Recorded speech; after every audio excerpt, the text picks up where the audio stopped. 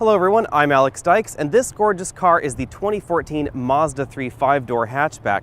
Now I know it has been some time since I promised a full review on the 2014 Mazda 3, and I'm sorry it's taken this long, but let's dive right on in. Up front, Mazda has ditched their smiley face on the outgoing Mazda 3 for this incredibly attractive front end that's been borrowed from the Mazda 6.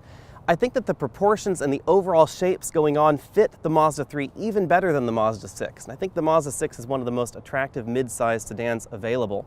This is definitely a sharp departure from Mazda's former smiley face design theme that you saw on the outgoing Mazda 3. Some interesting options available in the Mazda 3 if you're willing to pay for them are HID headlamps as well as radar cruise control. The radar cruise control module is well hidden into the front end of the Mazda 3 if you choose that option. These are options that you really don't find in any other compact sedan that competes directly with the Mazda 3 in the mass market segment. In many ways, however, the Mazda 3 competes with vehicles outside this mass market segment that you would normally associate with the Mazda 3. So while the sedan definitely does business with the likes of the Toyota Corolla and the Honda Civic, the Mazda 3 5-door, especially in its upper level trims, can also be easily compared to something like a Lexus CT200H, a Volkswagen Golf. Of course, there's also that Ford Focus titanium model. And now that Volvo doesn't have anything in this particular category, this is also a good alternative for people out there that miss their Volvo S40, their V50, or even that C30 hatchback. The Mazda 3 isn't just a pretty face, it also has a very attractive side profile, and it reminds me a great deal of the BMW X1. It's a very good thing to be reminded of.